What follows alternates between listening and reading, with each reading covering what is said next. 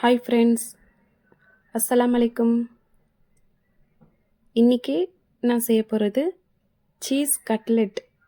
எப்படி செய்யலான்னு பார்க்கலாமா? இன்னிலிருந்து என் பசங்களுக்கு எக்ஸாம் ஸ்டார்ட் ஆயிடுச்சு. ஃபஸ்ட் மீட்டம் இங்கே பெங்களூரில் ஸ்டார்ட் ஆயிடுச்சு.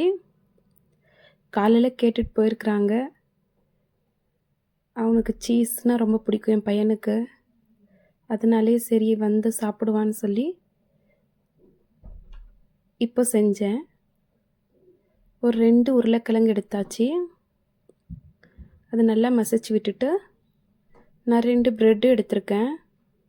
2 ப்ரெட்டையும் பிச்சு போட்டுக்கோங்க. கொஞ்சம் தண்ணி போட்டு அதுவும் நல்லா கலந்து விடுங்க.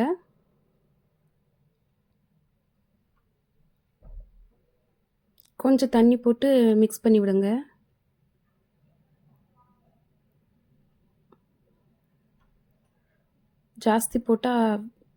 தண்ணி ஜாஸ்தி போட்டால் வடை வராது. அது கட்லெட் பண்ணும்போது வராது. அதனால் கொஞ்சம் கட்டியாகவே இருக்கட்டும். அதுக்கப்புறம் நான் ஒரு வெங்காயம் கட் பண்ணி வச்சுருந்தேன் சின்ன சின்னதாக.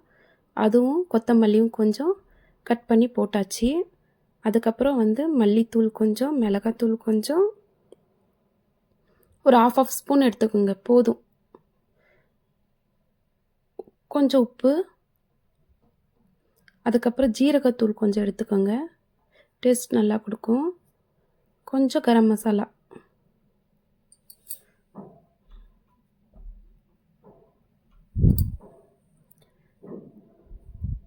எல்லாம் போட்டு இது சீஸ், மெயினாக சீஸ் தானே, சீஸு போட்டுக்கலாம். நான் ஒரு 2 சீஸ் எடுத்திருக்கேன். அது போட்டு நல்லா மிக்ஸ் பண்ணி விடுங்க. கையாலவே நல்லா மிக்ஸ் பண்ணுங்கள். நான் ஸ்பூனில் செய்கிறேன். கையாலே நல்லா மிக்ஸ் பண்ணி விட்டு வச்சுக்கோங்க.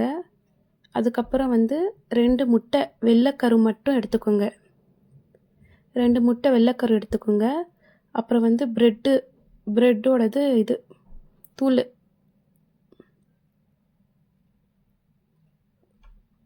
ப்ரெட்டோட பொடியும் நான் எடுத்து வச்சுருக்கேன். பாருங்கள், இந்த மாதிரி ரவுண்ட் ஷேப்பில் பண்ணி ஃபஸ்ட்டு முட்டையில் டிப் பண்ணிவிட்டு அதுக்கப்புறம் ப்ரெட்டில் நல்லா ஃபுல்லாக அது மேலே படுற மாதிரி நல்லா போடுங்க. நல்லா 2 பக்கமும் நல்லா படுற மாதிரி போட்டு எண்ணெயில் போட்டு எடுத்துருங்க.